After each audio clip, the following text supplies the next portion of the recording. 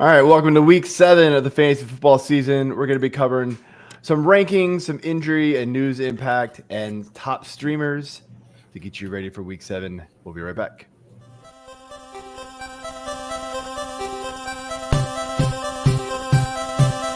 The Fantasy Six-Pack Hour with your hosts, Joe Bob and AJ Applegarth.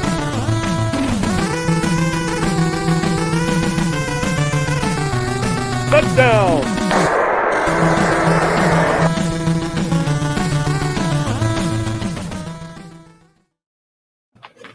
All right, welcome to the Fantasy Six-Pack Hour. My name is Joe Bond, founder of FantasySixPack.net.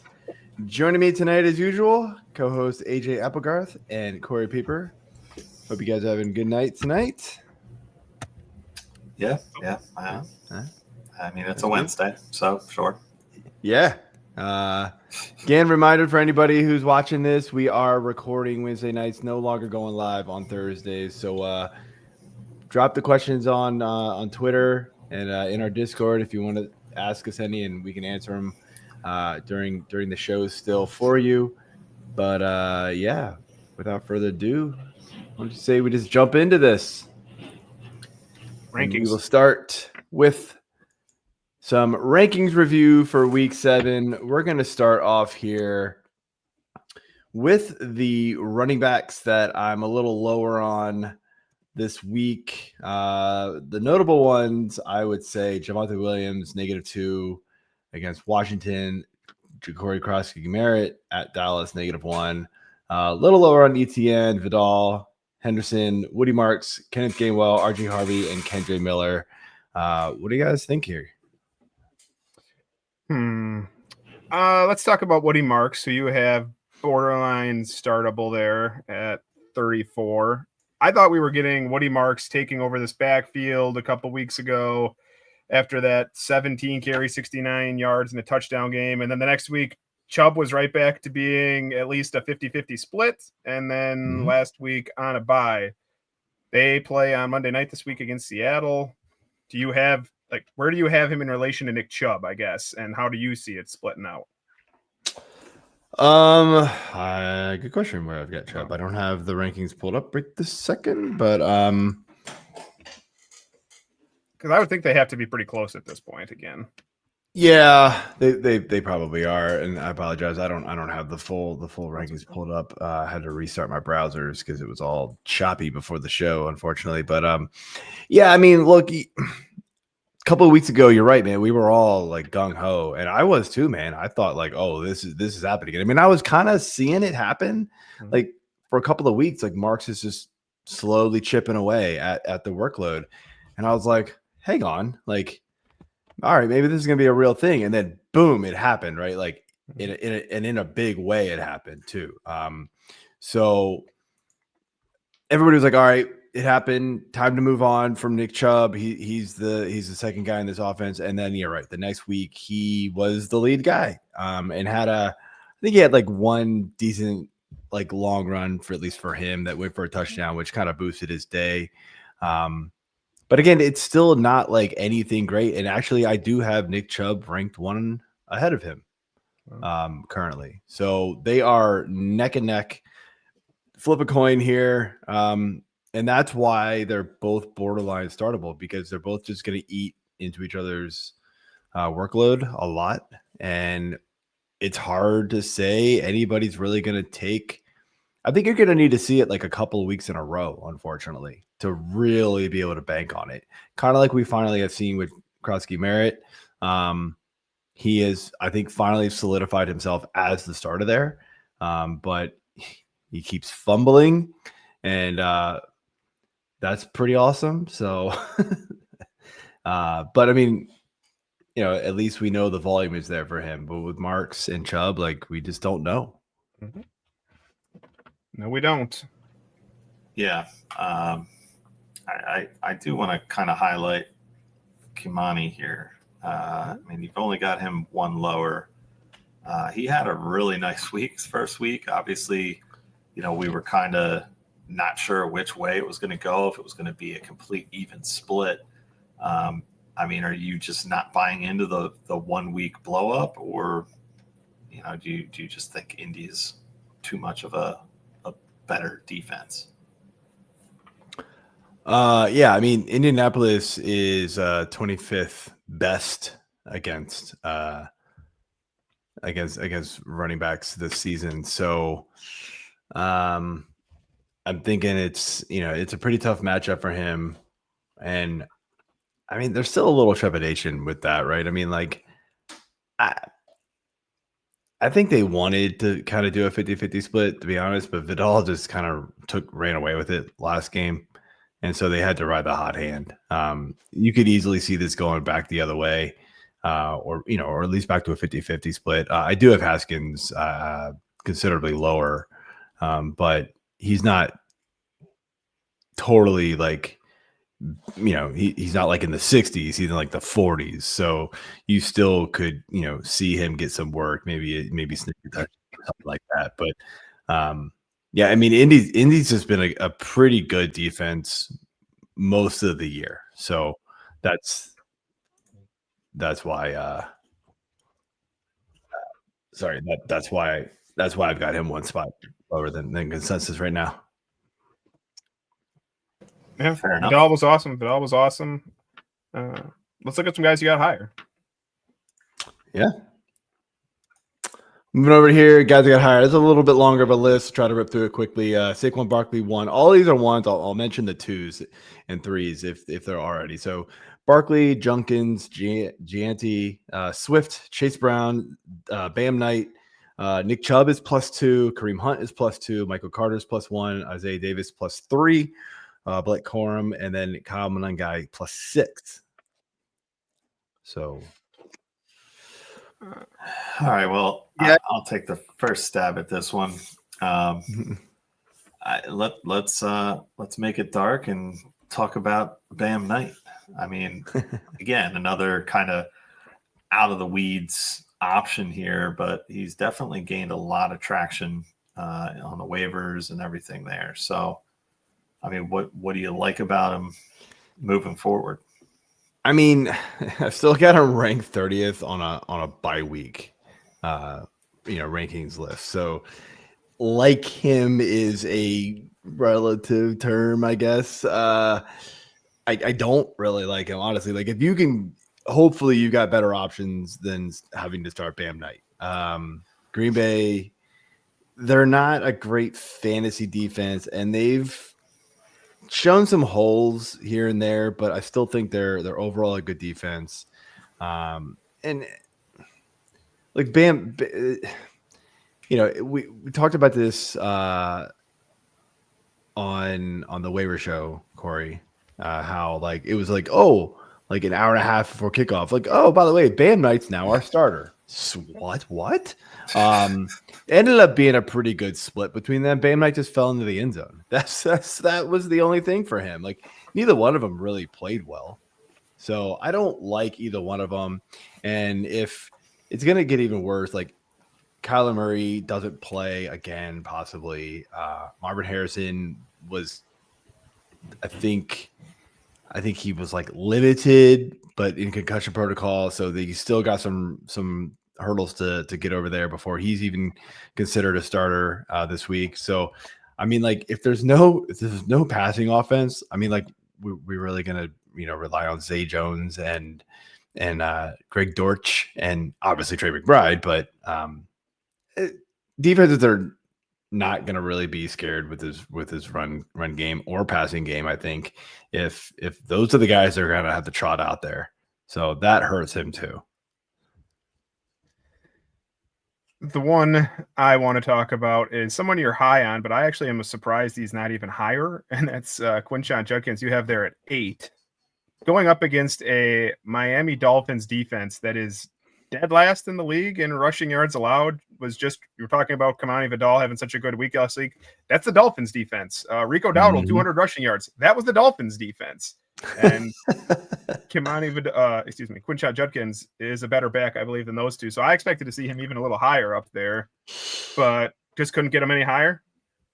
Yeah, I mean, you consider, I mean, like, no shocker who the guys are ahead of him, right? I mean, Jonathan Taylor, Bijan Robinson, Christian McCaffrey, Jameer Gibbs, Josh Jacobs, Achan, and, I am slotting Barkley up there, a little reluctantly sometimes, but I do think this offense, I just feel like they're going to have to they're going to eventually figure out how to play two halves of offensive football. And it's just going to be like, oh man, they're so good again. And maybe it'll be this game. Who knows? But that's kind of what I'm banking on. So, could you argue he could get ahead of like Saquon possibly, who's been struggling, Achan possibly. There's just not a lot of room for him to go, but I mean, I do like him a little bit better than consensus. So there we go. I get you. Can I ask one that isn't on either of them quick, just to see where you have him? And that Sure. is Rico Dowdle, who's ripped off 2 straight 200-yard games here. Are we talking a top 12 back? Right now, I do. Yeah. I also don't have Hubbard as a starter right now, as playing. So I think if he comes in, they're gonna probably jam together. I do expect this to go back to a pretty even split, maybe a little bit heavier the first week that Hubbard is back, just because they're trying to ease it back into it. But now I was doing some digging into this because I was kind of wondering myself, like, man, he's looked so good. It's going to be really hard for them to turn back away from him. You got to remember the 2 defenses he has played. They're like 2 of the worst run defenses in the league. Obviously, one was Miami, and then Dallas, right? Yeah. So, like, and there was a revenge game too. Like, he wanted it bad, man. Jets, Hubbard Buffaloes, Packers, the next 3. Those are not nearly as easy. No, and you think about the run defenses that, when Hubbard was healthy, like I know the Patriots were one, like they had some pretty tough matchups, and Hubbard was the more effective and efficient runner during those times. So I think it's going to go to, maybe it's more of a 50-50 split instead of like the 60-40 split that we were seeing early on. But, that it, like right now, like if Dowdell is the guy, you've got to put him that high. Like that's just phenomenal what he's been doing. Yep. On to wide receivers. Yep. And just to warn you guys, I have a very long list of guys that I am down on. So we'll do this in splits here real quick. So start off here with the first half of the list. Devontae Adams, I'm -2 on. Adunze 1, Pickens 3, Debo 5, Waddle 2, then a bunch of ones with McConkey, Worthy, McMillan, Olave, and then Diggs at -2. Well, I mean, Yeah. we got to talk about. No, you will go for it, AJ. Go for it. I want to start right at the top there with Devontae. Puka is out. Mm-hmm. We don't know for how long yet, but I'm assuming it's a few weeks. Now they do have the bye next week, so that's helpful. But I mean, why would you be dropping him down knowing that he's going to be getting the lion's share of passes? Yeah. I was looking at that one after my initial rankings kind of popped out in this order. I'll be honest with you, man. Like this was one where I kind of was like, you know what? I want to leave this one just for discussion. Because it is one of those, like, there isn't a really great answer for it. Except for the fact that, again, it's just one of those, like, who do you drop? Right. I mean, it's like JSN, Amon-Ra, Jamar Chase has been able to do some good things, despite quarterback issues. Justin Jefferson, Drake London, Nico. Who am I dropping? Like, that's all really good names up top. Fine. You could argue he goes way up. Now, I think in PPR, he's going to get a boost, right? But you also got to remember, like, Adams hasn't been like a yardage guy. Like he's been living off touchdowns. I I want to say he hasn't broken like 80 yards, maybe even less this season. So like there is a little trepidation of like, I mean, can he do it? And Puka missed a lot of that game and he still couldn't get over the hump with it. So, we'll have to see. So there is a little hesitation there. The Jags have proven, they've given up some points to receivers, but they've proven to be a pretty good defense this year. So yeah, I mean that's kind of where my head goes with that. It's just, who am I moving him over on that list of guys I have ahead of him that I mentioned? Yeah, that was one of the two surprising ones. The other one is we just don't see -5 gaps that early very often from your rankings when it comes to Debo. Now he missed practice today battling a heel injury. I don't know if that has anything to do with it, but otherwise, why so down on your guy? So I'm a little more confident than some that McLaurin's coming back. Now, I don't have McLaurin very high in the rankings, but just his presence being there is going to drop Debo down. So I'm guessing why I'm a little lower on Debo. Now, I would say if McLaurin doesn't play, he goes right back up. And I think if McLaurin does play, it's possible he goes down even further. And then I think consensus catches up as well. So it's early. It's Wednesday. People kind of get their rankings in, and it's just it's very early in the process for pretty much everybody.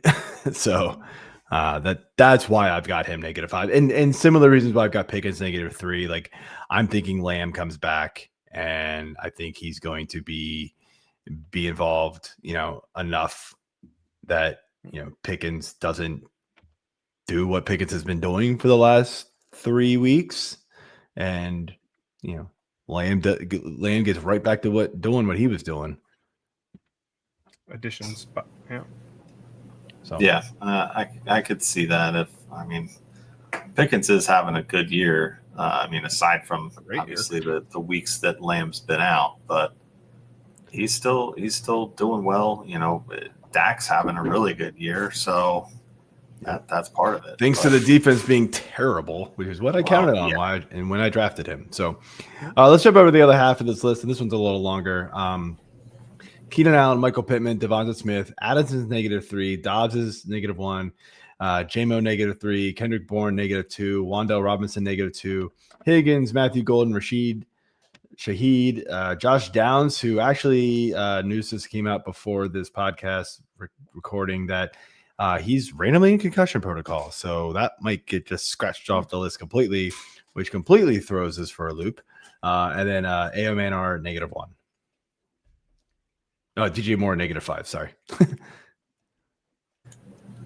I'll dip back in here. I've got to go with the Addison, and this isn't because of the homerism here. It's actually the opposite, because Philly's defense is not what it was last year. You might not have Quinyon again this week, and even if you do, he's probably on JJ. I think there's definitely room for Addison to have a decent game. Why don't you? Philly's defense against receivers has been, a little bit better than average, not much. It's more it's just the quarterback play there hasn't been great still. Wentz has, I'd say Addison's been more of like, he's opened the door for Justin Jefferson to get back into that wide receiver one, like locked in role, right? Defenses can't just put all the coverage on Jefferson, which is what I expected as soon as he came back. Addison's still kind of a big play guy, and he's made a couple here and there. So sorry, I dropped the cap to my drink over here. That's what that big bang was. But yeah, it's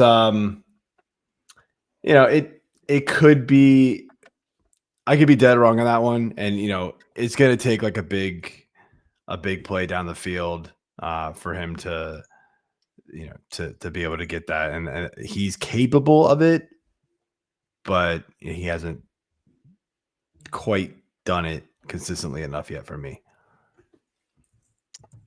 Let's see here. The one I wanted to talk about, I was going to bring up Jameson Williams, but I think Joe hates Jameson Williams even more than I do, which is saying something because I do not like Jameson Williams, but I think Joe finally had a good game. He did, but Kendrick Bourne 2 for 2 in good games with all the injuries, and Joe's still low here. What are we doing? Well, I mean, Jennings hopefully gets healthier another week of being alive with 5 broken ribs. I don't know how you play football, man. I wouldn't get out of bed.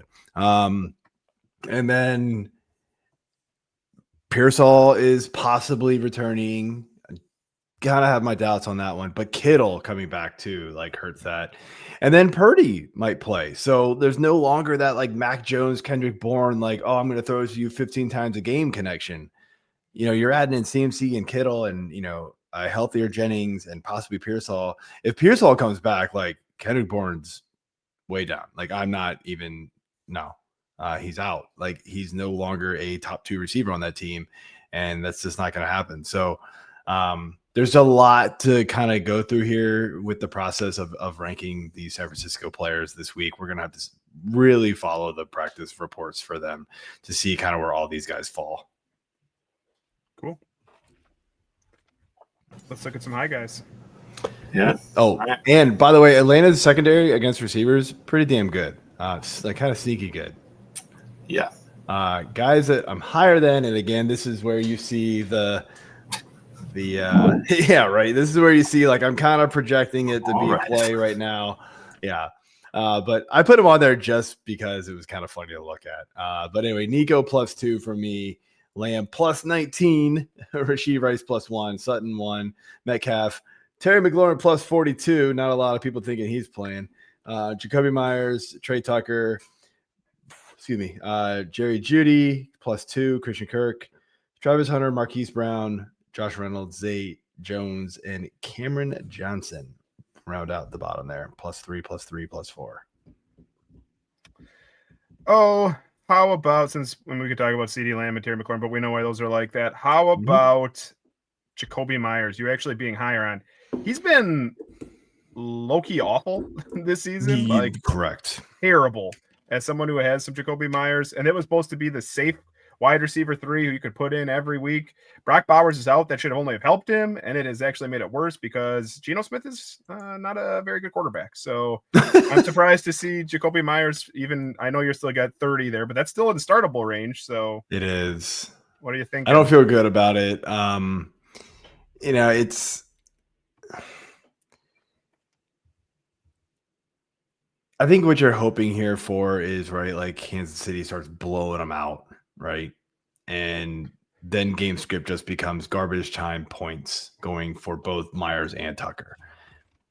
That's kind of the only hope here. I'm not expecting like great games from either one of them. But maybe some garbage time, saving catches that's going to get these guys some dirty points. And look, maybe they feature Myers a little bit more that he's on the trade block too. There's all those trade rumors flying around, and I think they're going to have to they want to get his value up. So there's something to that. We've seen that before in this league where, like, a guy's, on the trade block, and then all of a sudden for like the next couple of weeks, he's like just super hyper targeted. And then it's like, okay, goodbye. So I don't disagree with some of the stuff you said there, but like the idea, and that's true that they do that where they hyper target him, which is one of the dumbest things. Like, are you telling me GMs aren't like, yeah, we've seen Jacoby Myers play for 6 years, but sure, throw him the ball for 2 weeks and we'll be like, yeah, suddenly he's got all these new abilities, but right before they trade him. I always find that that's hilarious, but it absolutely happens. Yes, it does. Yeah, I mean, the Myers thing is interesting too, just because he's just exactly trended the wrong direction completely this year. So I don't know. It's sad to see because he was a decent draft pick, but whatever. These things happen. So someone else I like on this list though is Jerry Jeudy. You've got him number 41. Again, +2 above ECR.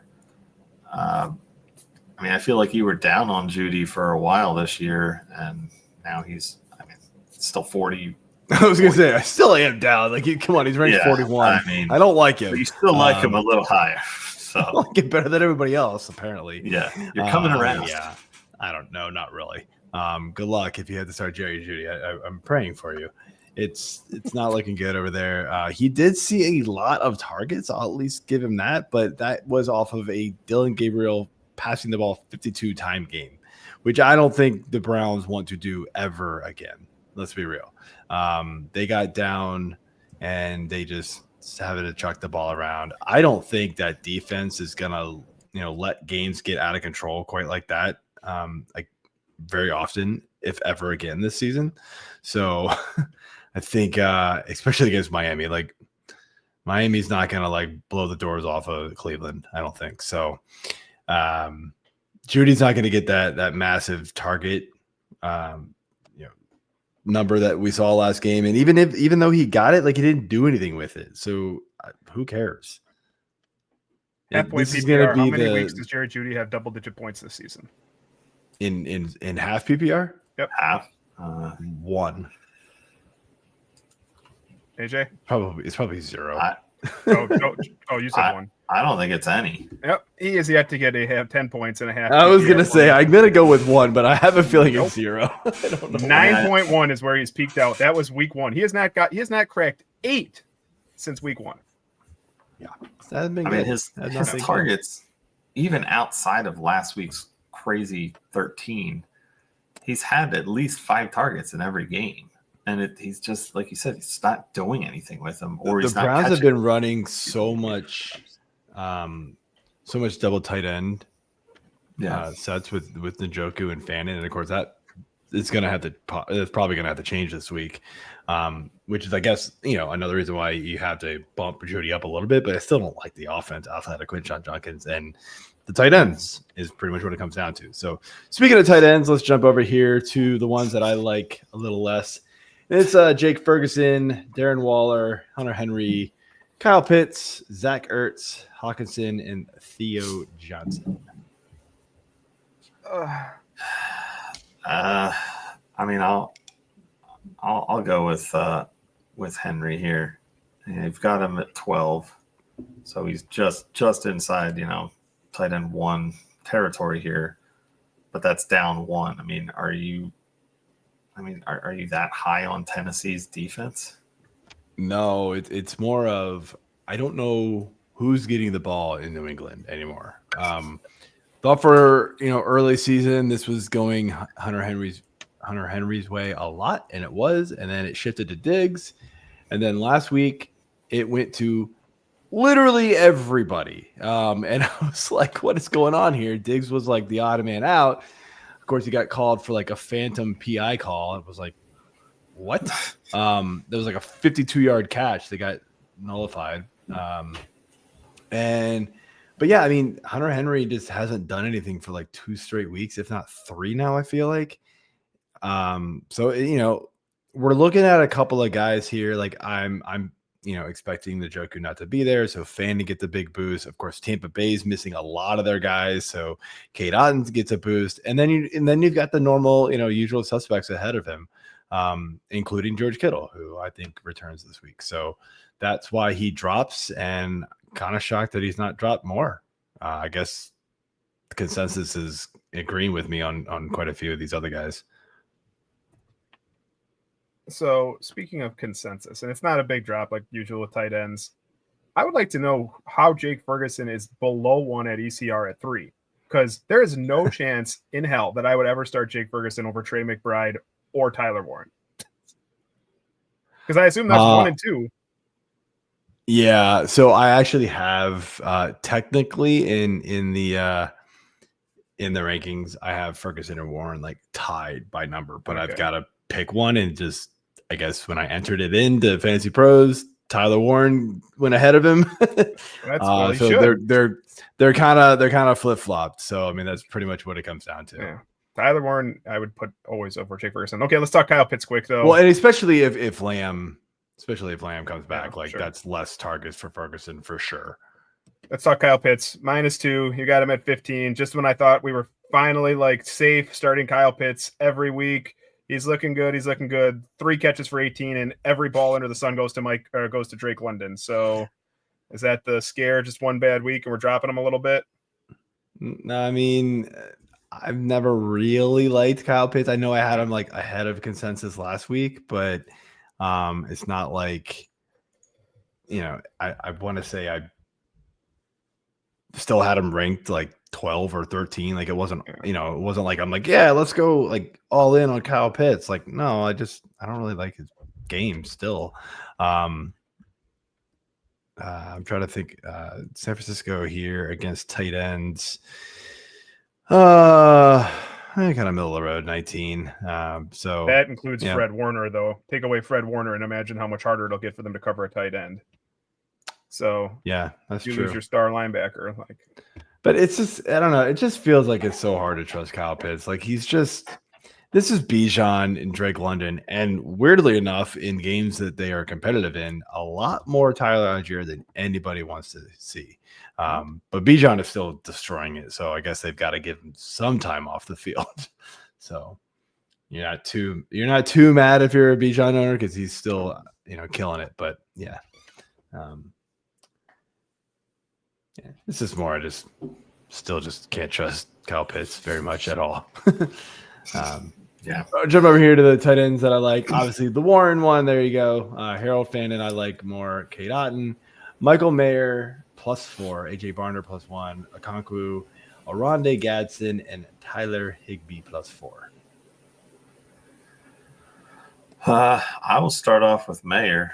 You got him at 13. Again, he's up 4. I'm assuming that's more based on Brock Bowers' questionable status. Mm-hmm. Yeah. Yeah. I mean, is there anything to like with Mayer? Like I just, as a Bowers owner, I haven't really gone after him much, but again, this offense seems kind of Yeah,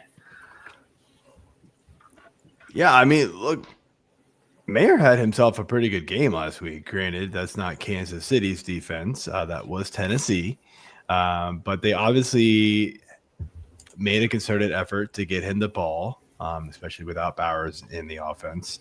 And, 7 targets, caught 5 for 50, and got in the end zone. If he does that again, then my ranking is probably way too low. But, Kansas City is a good defense. They're one of the better, even against tight ends. So, it's hard to expect that again. But for him to be ranked like 17 right now is kind of weird. There's not a lot of other tight ends that I think could get the target share that other people probably have ranked in front of him. Let's see here. One other to talk about, just slightly higher than, and you don't want to start him, but I think at least got to talk about Oronde Gadsden here. That's 2 weeks out of 4 where he's had 7 targets. I think last week was actually 8, and he caught 7 of them. Quentin Johnson was a surprising late scratch. I think if Quentin Johnson's out again, like that's basically the role he's filling. He's a tight end in name only, and make sure on the dynasty roster that Oronde Gadsden's owned because you're going to want him. Like that's the first part. But if Quentin Johnson's out again, I think you could move Gadsden up from there because I do think he's going to get the ball thrown to him. Yeah, I mean it's very possible. Take last week. Again, it was Miami and a weirdly actual competitive game that they kept having to throw the ball in. So that was a weird one. Now against Indy, they probably will have to keep throwing the ball. They're not going to get up big on Indy, I don't think. So yeah, Gadsden could easily surprise me, but it's still one of those things where it's like they could go in other directions too. Like, trying to think of Keenan Allen. Yeah, I mean they obviously have Ladd and Keenan Allen. I'm trying to think. I'm blanking on their other tight ends. They use obviously all of them. So Will Dissly. Yeah, they use all these guys. I do have Gadsden ranked ahead of all of them. Because I do think he is the one that they want to use in the passing game. But those guys can surprise, and they're going to get in the mix. So cool. there's always that little bit of risk. But I mean, I still like him more than consensus, just by one. But I mean, yeah, it's early. Things will change. If Quentin Johnston's out for sure, then I think that obviously is a big thing in his favor. Yep. Quarterbacks. Yep. Much shorter list here. Jalen Hurts, Jared Goff, Jaxon Dart, Sam Darnold, Dylan Gabriel, Joe Flacco, and Jacoby Brissett are the guys that I am lower than.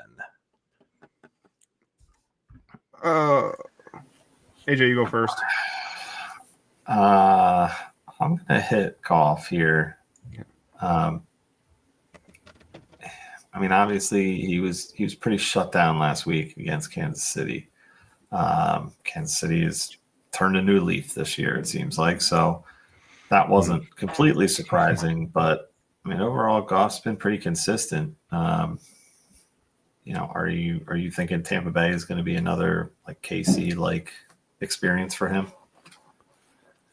Maybe not quite that bad. I still have him ranked 9th, so he's still a starting quarterback for me. Tampa's defense has been surprisingly good here and there, but you can run on them, and I think if Detroit is going to win this game, they might have to lean more on Gibbs and Montgomery to do their thing than they're relying on the receivers here to get open. So that is why he's ranked a couple spots lower. I'll go back to the same one I said last week. Joe hates Sam Darnold. All he does is complete passes. That's all that's to it. Sam Darnold, top 10 quarterback again last week against the Jags. That's 3 out of the last 4 weeks, top 10 quarterback. Joe has him down here at 18 again because he doesn't buy into the fact Sam Darnold might actually just be good.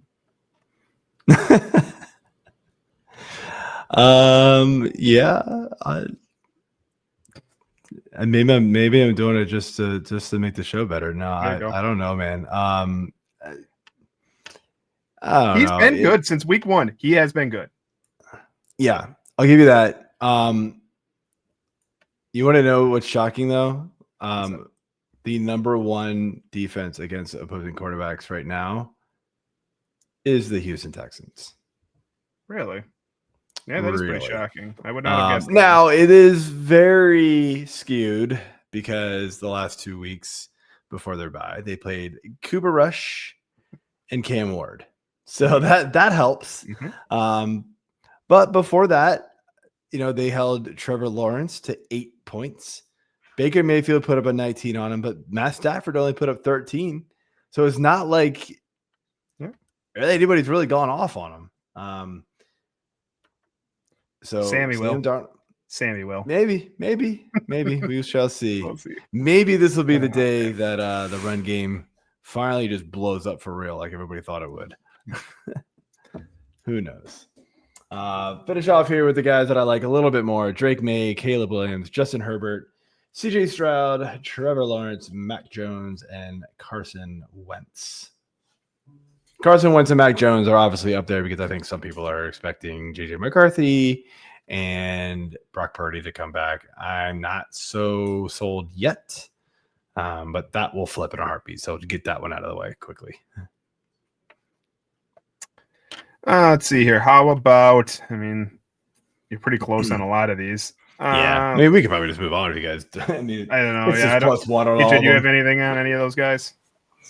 Not really. It's kind of in line with. You're going to start Drake May. You're going to start Caleb Williams. You're 9 times out of 10 going to start Justin Herbert, and CJ Stroud's fine if you need to, but yeah, streamable. Yep. I don't think you really need to spend a lot of time on this. Nope. All right, that's it for the rankings review portion of the show. Let's jump on over here to the Week 7 news and injury impact. Corey, can start off here. Good old Garrett Wilson. The news that he has hyperextended his knee. One source apparently has said he's going to miss a couple of weeks. So we don't really know yet, but my question is, what does this offense look like without Garrett Wilson? Who steps up and do you want to play Justin Fields at all without Garrett Wilson there? It's ugly enough with Garrett Wilson. It can only get worse, right? So, I mean, I guess you can play Justin Fields. Because his fantasy value comes from the rushing more so than his passing acumen, anyways. But like, I'd rather play Jaxon Dart, for example, as someone I'd rather play over Justin Fields at this point. And who would step up? Who would step up in Garrett Wilson's absence? I think it's probably Mason Taylor is the one that I would trust the most as far as pass catchers there, because I'm not really buying into Josh Reynolds as someone to go out and roster. Lazard. Yeah, no. I'll take Mason Taylor as probably the only pass catcher to trust, and I just got burned by him last week over in Europe, so not really looking to start any Jets pass catcher if I can help it. I don't blame you. All right. So next up here we have the giant picture about Rashee Rice. Rashee Rice, sorry. He is finally back this week. What are we doing with him?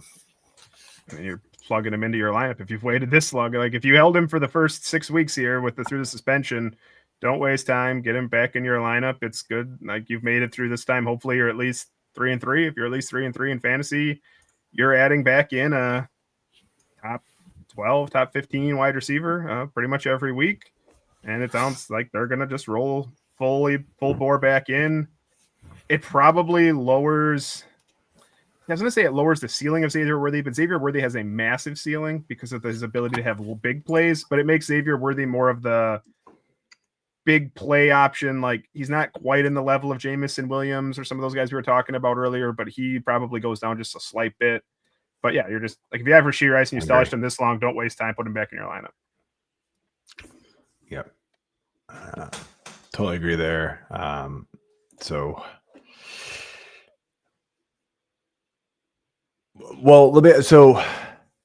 any interest in using like Hollywood Brown or Juju anymore with him back?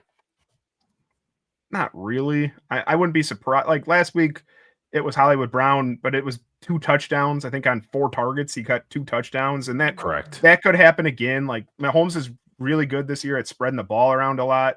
So you could get something like that where, we saw Tyquan Thornton have some big games earlier in the year, and I don't think he hardly played last week either. So there's so many options.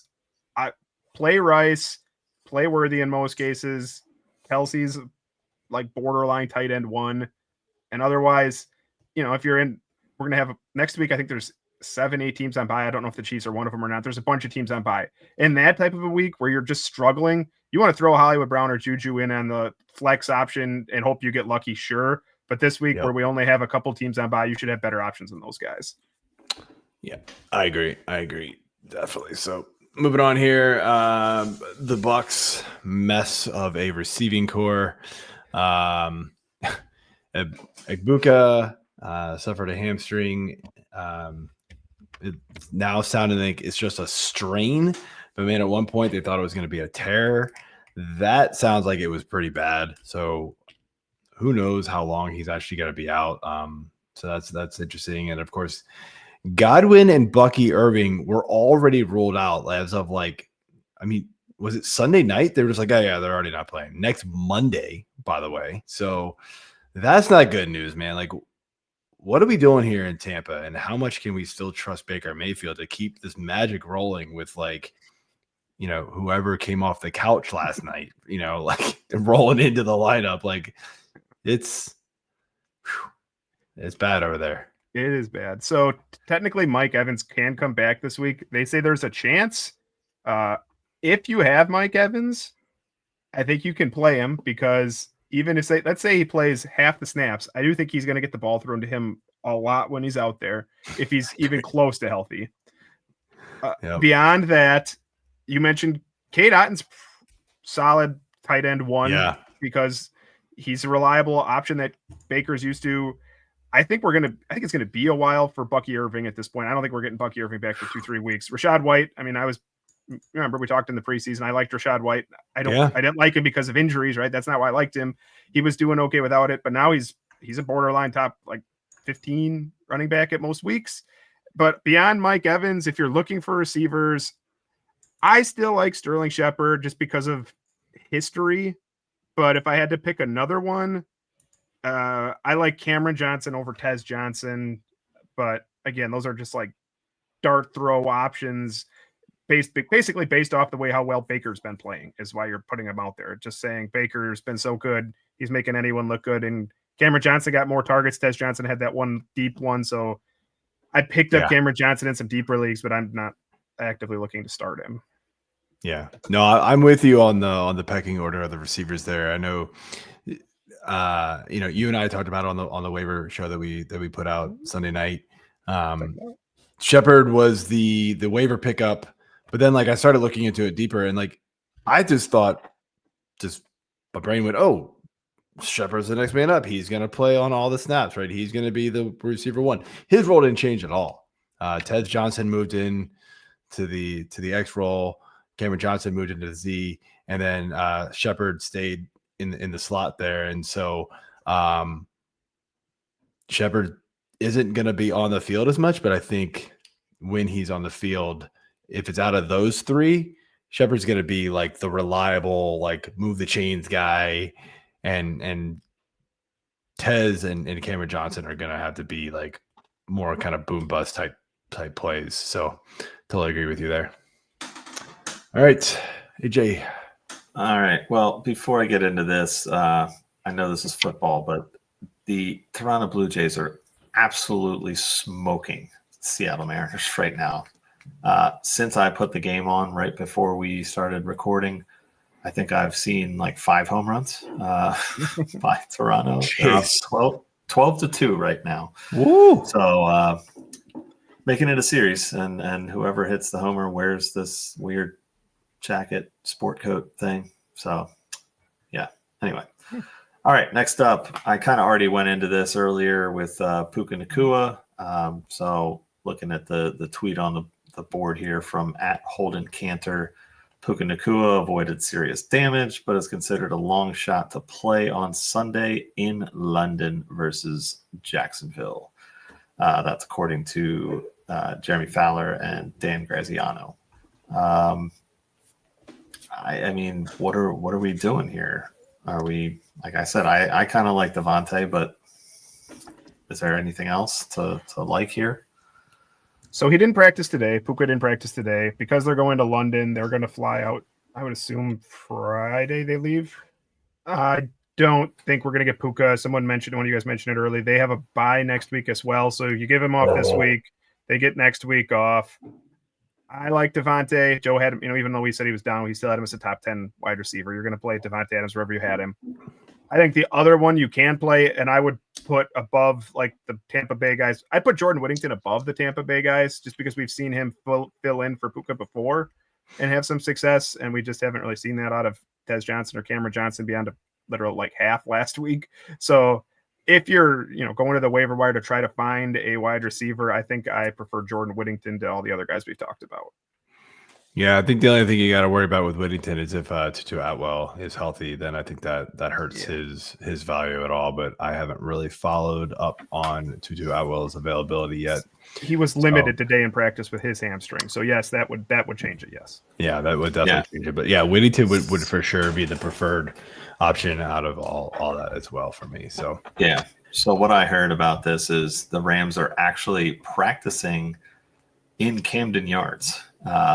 Coming off of their win in Baltimore. They're sticking around here until I think Friday morning. They said they're flying out. So pretty interesting to have them be practicing on a baseball field. So again, full circle. Here comes the baseball again.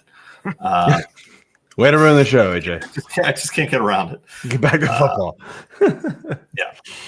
All right, next up here, Marvin Harrison talked about this one, the concussion protocol. He did get in a limited practice today.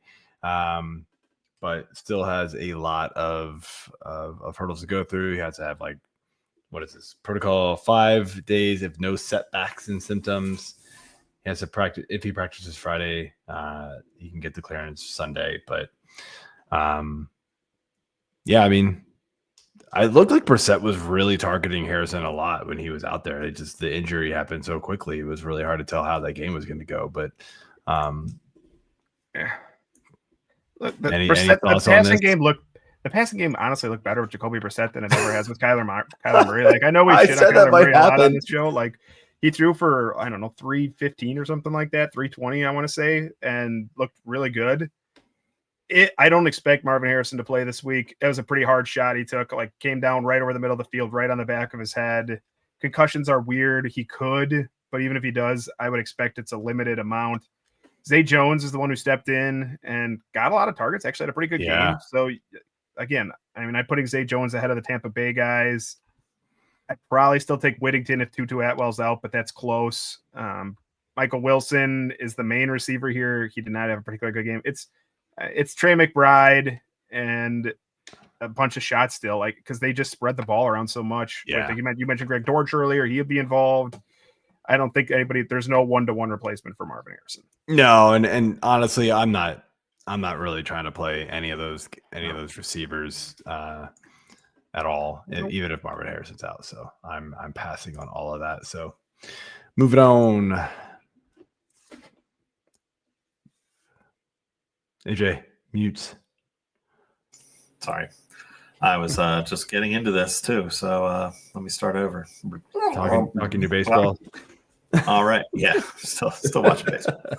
All right. So let's get to the Joker here. David Njjoku. He sustained a knee injury against the Steelers. It's still unclear if he's going to play this week against the Dolphins. Believes the injury is not anything significant. That sources tell CBS Sports, and that is from at Matt Zenitz. Sorry, at M Zenitz. I mean, what are you doing with? We already kind of talked about the Browns and how we don't love their offense, but this is just another hit. So, are you just only leaning on the run at this point?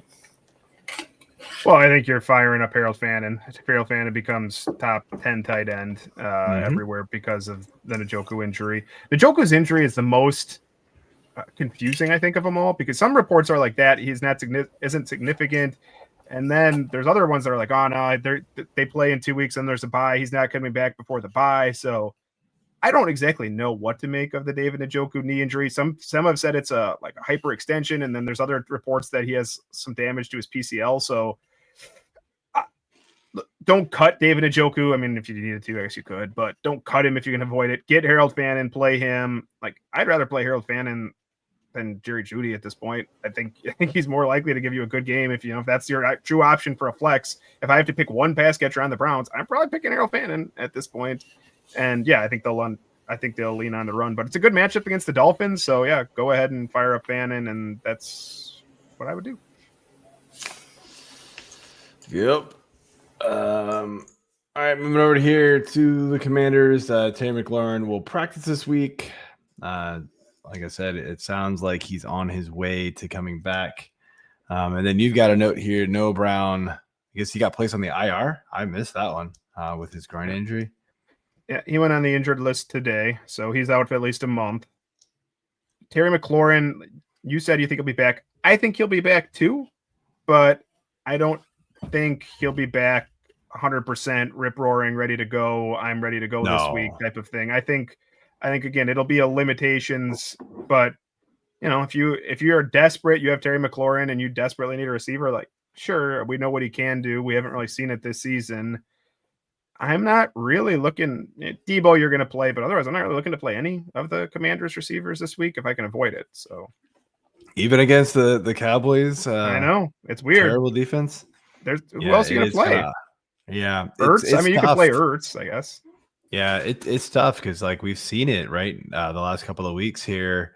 Daniels has been able to spread the ball around to a bunch of different guys. Luke McCaffrey's been getting involved. Jalen Lane got involved.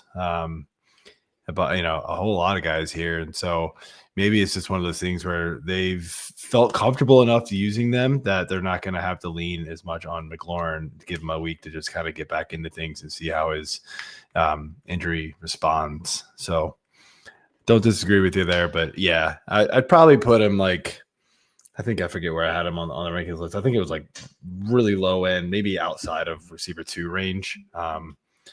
But that might be a little too high. I might have to drop him a little bit, just kind of look back at some things. But I did kind of just throw him up there after the initial like pull of everything, had him like buried at like 55, and I was like, well, no, if he comes back, he's gonna be better than wide receiver 55. So gotta push him up. So all right, AJ, next up. All right, next up, the breaking news here out of Tennessee. I feel like we talked a lot about Tennessee this week. The Titans are parting ways with former head coach Brian Callahan. Looks like the we also have this Calvin Ridley hamstring thing to deal with. I mean, are the Titans the biggest train wreck that we've seen in the NFL and since the almost defeated Detroit team? They're pretty bad. I don't know. The Dolphins are pretty bad right now too. There's some pretty bad teams in the league, but the Titans were right up there. The Jets are pretty bad. Cleveland's not great. Look, you had to move on. This is not working with Cam Ward. You're not going to stunt a whole year of Cam Ward's development with the way this is looking. So they're going to – Mike McCoy is the interim coach. I would expect – here's the way I expect some of this to change. I think if Tajay Spears is on your waiver wire, you should go at him right now. It's someone to get ahead of the waiver wire on because new coach. He's on a waiver wire. Can you invite me to your league? Because that's crazy. Well, yeah, well, I'm sure he was like 30% rostered when I checked. Was it yesterday, 2 days ago? So no way. It might have jumped up this because waivers ran. Check and see that while I'm talking. But he was pretty low rostered. Go at him because getting more involved in the offense, new coach. I think they're going to try to run the ball to take off some pressure off Cam Ward. The injury on Calvin Ridley, he did not practice today. And honestly, he's only really had that 1 week where you'd want to play him anyways. And so not really involved wanting to play Calvin Ridley until we see something else out of him. And then the second that we actually saw something from him, then he got hurt with a hamstring injury. And I think he's probably going to miss this week anyways. But I don't really want to play any Titans pass catcher. Your Tajay Spears' roster ship up? Yeah, and I will correct myself. It was what I thought. It was the completely winless Detroit season back in 2008. 29% rostered. 29% rostered. What? I told you. It's super low. That's insane. I mean, I know he like really done anything, but okay, sure, man. He had 9 touches last week. I guess 31 and 4 catches. That's pretty good. I guess nobody reads my usage article because he outsnapped Tony Pollard by quite a bit. So yeah. I'm terrified of Tony Pollard moving forward. Maybe a new head coach changes that, but yeah, we shall see. All right. So we got a like rapid fire one here. You wanted to maybe we already touched on Lamb and George Kittle and Purdy and Quentin Johnston a little bit. Gesicki on the IR, JJ McCarthy, and possibly Ricky Pearsall coming back. Obviously Purdy as well. I'll add to that one. We've already talked about some of them. Anything extra you want to mention? CD should be back. I'm not really concerned about that one at all. Go ahead and put him back in your lineup. The one that's most interesting, I think, of all those is Pearsall. Because, like you already said, if Pearsall's back, it lowers the ceiling for substantially on Kendrick Bourne. But if he's out, Kendrick Bourne's good to go again. So that's the one that I want to watch. And unfortunately, they play in the Sunday night game, so we're not going to know right away. But we might. I mean, I would guess we're going to have a pretty good idea. Oh yeah, I'd love to know it because they did. I don't believe he practiced today yet, and he hasn't practiced in a couple weeks at this point. So yeah. I do not think Pearsall will play, which means that you can use Kendrick Bourne again. But that's the biggest one on that list. The rest of them, Kittle, if she's in, you're playing him. Purdy, Quentin Johnston, the way he looked, you're going to play him. And nobody's just there's no tight end now in Cincinnati. Not that Mike Gesicki is all that usable, the way that their quarterback play has been. So, yep. All right. That's it for our injury and news impacts segment here. Thank you, Corey. Moving over here to AJ's top streamers of the week as he got prepared by taking a big old sip. Start off here, man. Don't lie, All right. Well, yes, the quarterback position here was a little difficult to go after based on roster percentages, matchups, and really just, general crappy options. But before I get into the one that's here on the slide, I would like to give a special shout out to Mr. Rogers and Mr. Flacco. So be sure to tune in to this Sunday's episode of Fantasy Geriatrics to find out which early 2000s geezer gets got. As Jay Flaccolicious and Ayahuasca AA Ron face off in the Retirement Bowl.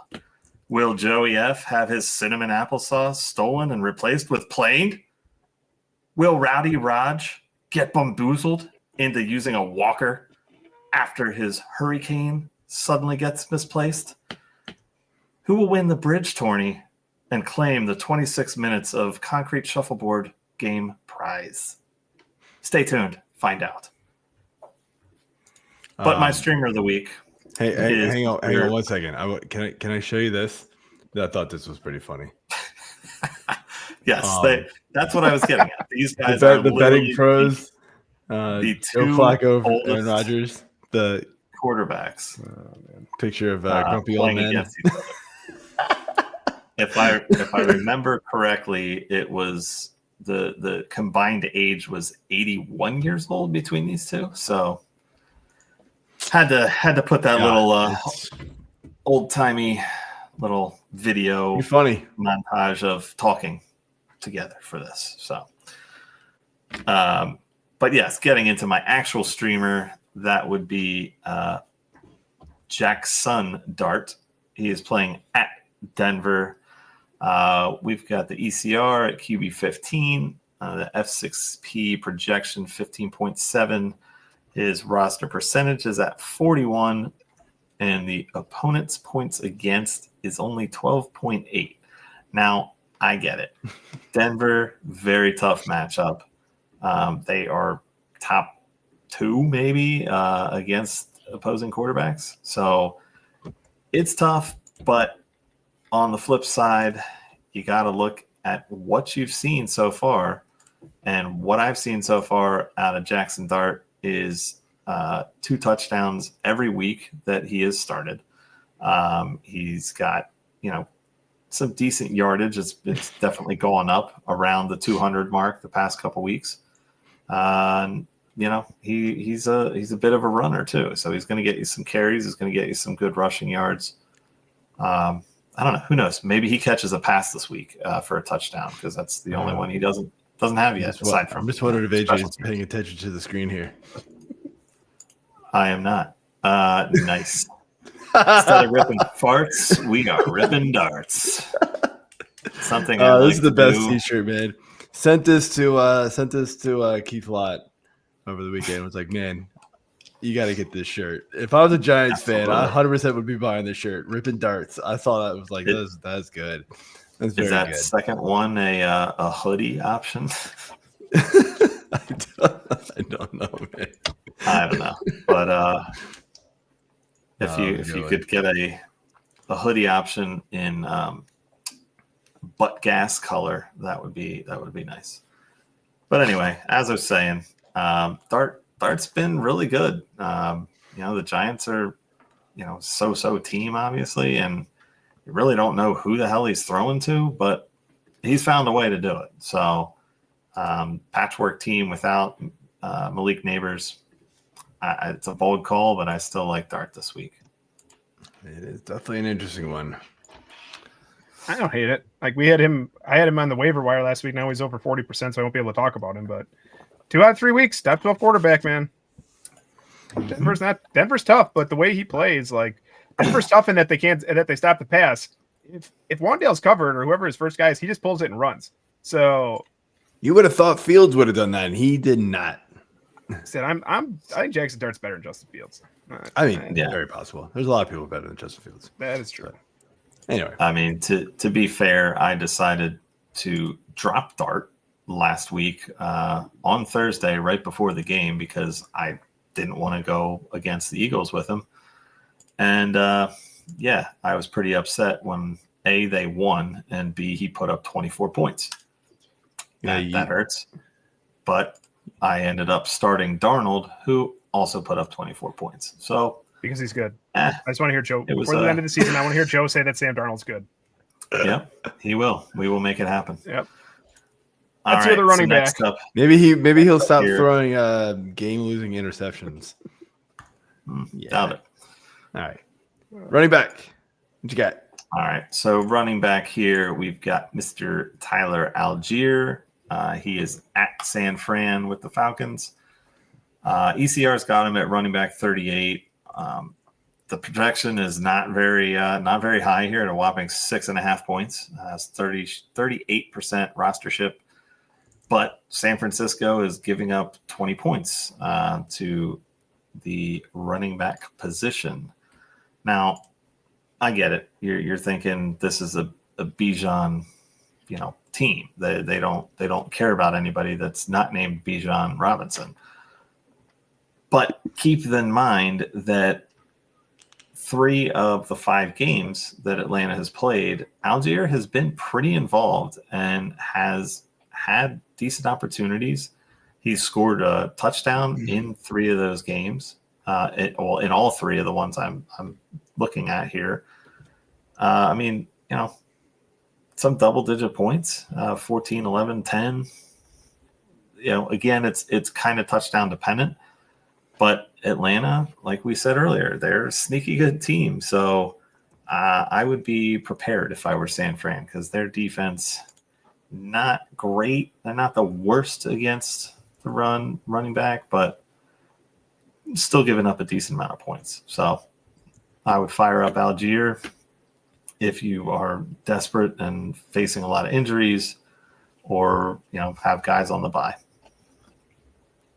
So I wish I could find it. Sorry, go ahead. No, you go. I was gonna say I wish I could find the tweet, but there was something that I saw, and this was before I knew you were picking him as your streamer. That in games that they win or they're leading, Allgeier has like a starting fantasy line. In games that they are, here it is.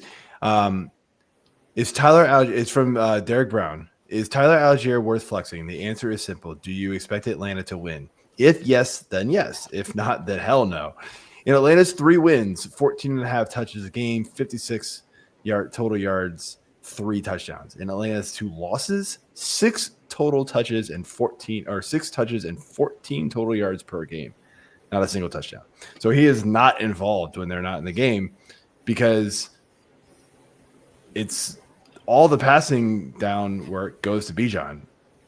And so when they have to trail and they got to air it out, it's all Bijan.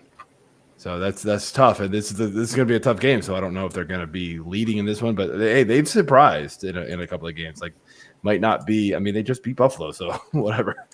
Who would have thought that? Yeah. I mean, that's what I'm saying. Like, and it makes sense because again, the team is all about Bijan. So in these games that they're up and they want to try to maintain their lead, they're going to take him out and they're going to give Allgeier some carries and some touches. So that's what I was going to talk about. That's what I was going to talk about. Just the carries. Like we think of Tyler Allgeier as this backup who doesn't get the ball a lot. So they've had a bye, and he has more carries than Pacheco, who hasn't had a bye, for example. Now Pacheco we know is massively disappointing, but 53 carries in 5 games. That's more than Pacheco. We all are complaining about Ramondre. That's more than Ramondre, who's played 6 games.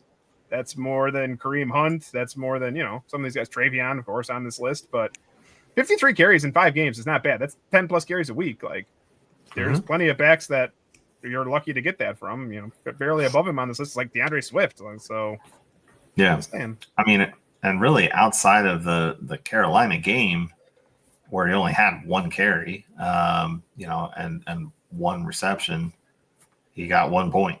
Wow. Tampa, again, he got 10 carries, but he just didn't do anything with it because it was Tampa.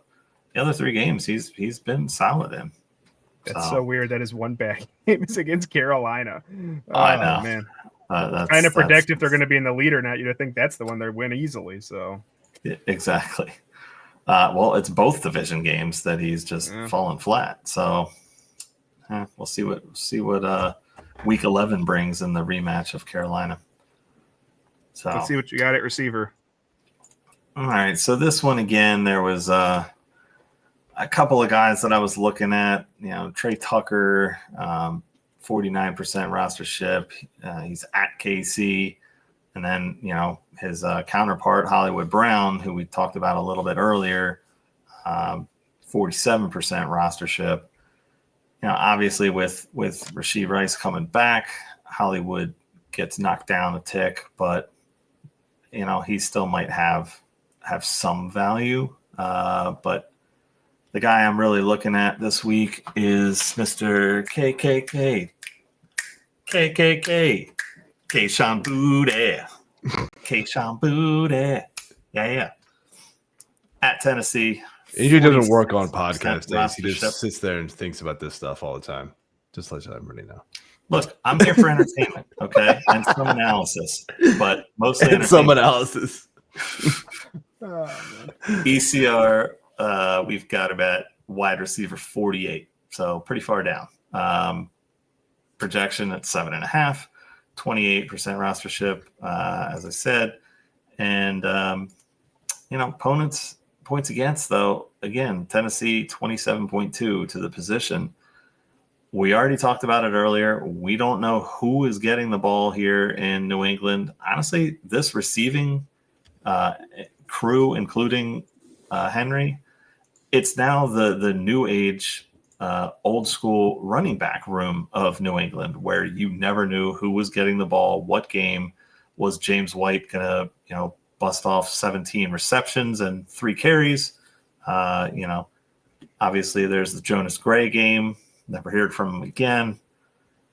So yeah, I do like Kayshon this week. I know he's got the low rostership there, so he should be available in your leagues.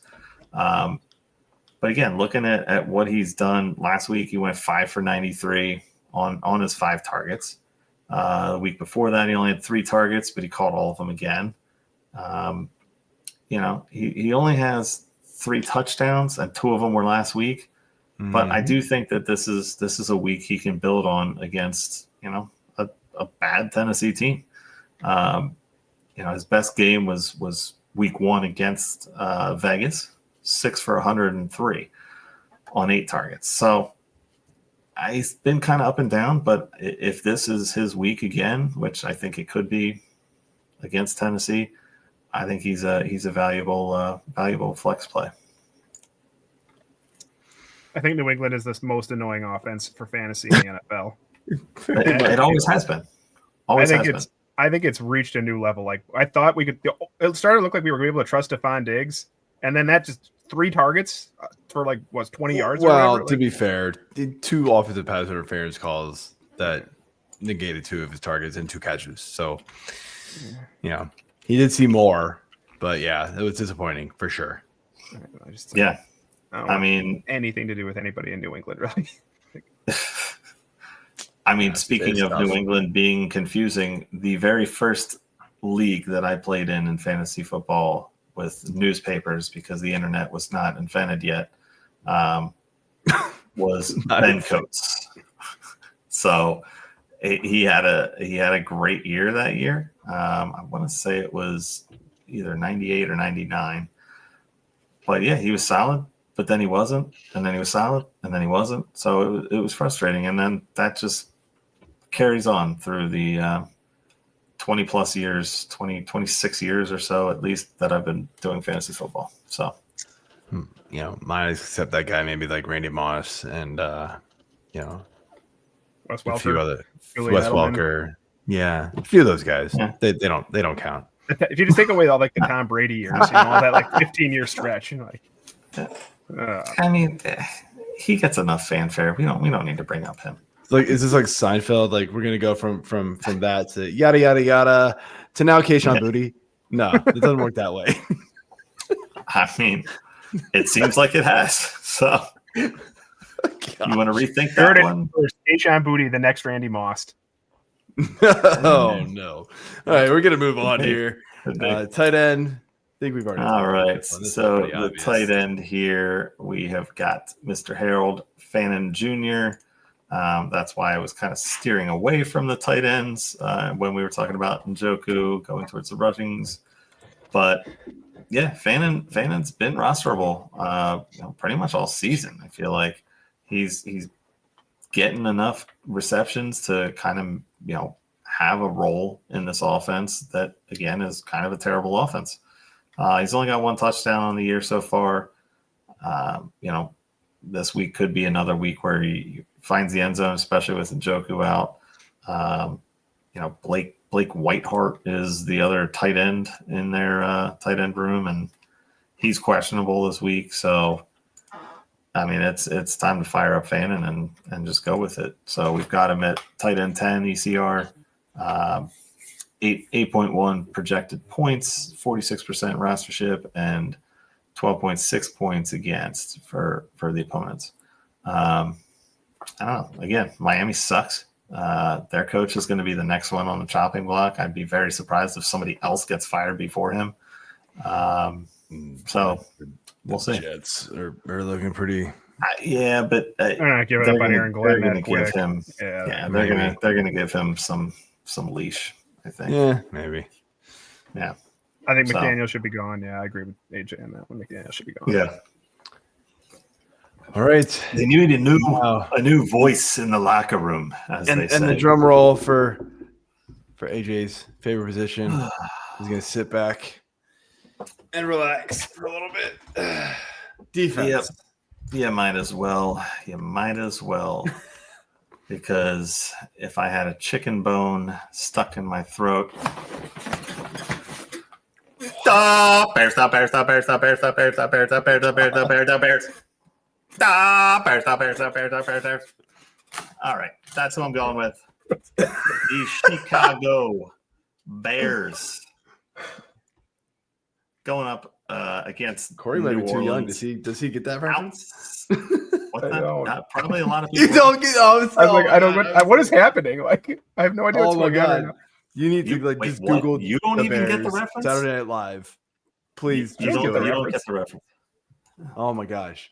I was What are we doing kidding. here, I Joe? What the fuck are we doing here? I didn't realize because I was like, I was watching it and I'm like, does he get it or is he just playing? I don't know. Oh wow. All right, man. All right. Well, on your off time, go Google Chicago Bears Saturday Night Live. Sit back, enjoy glorious. George Wendt and Chris Farley. R.I.P. to both. Fantastic Bears people in the skits.